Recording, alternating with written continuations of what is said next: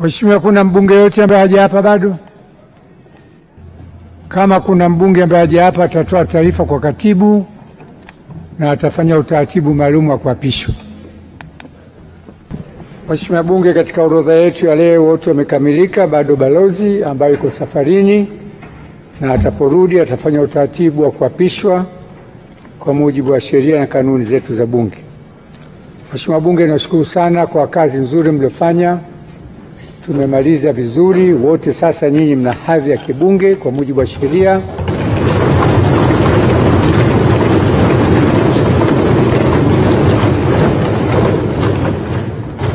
Na ubunge ni heshima.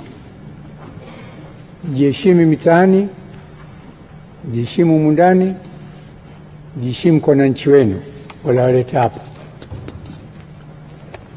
Kesho Alhamisi, kikao cha 3 cha mkutano wa kwanza wa Bunge.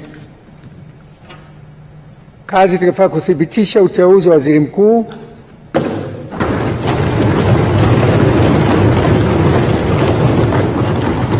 uchaguzi na kiapo cha naibu spika.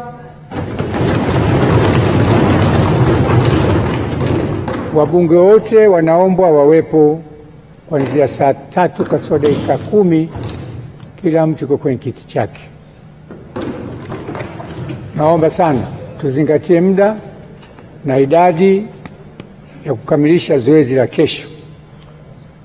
Siku ya Ijumaa mtapewa utaratibu wa Ijumaa utapokuwa kesho hiyo baada ya kumthibitisha waziri mkuu. Naahirisha shughuli za Bunge mpaka kesho saa 3 asubuhi. Naam. Ni kuhusiana na utaratibu wa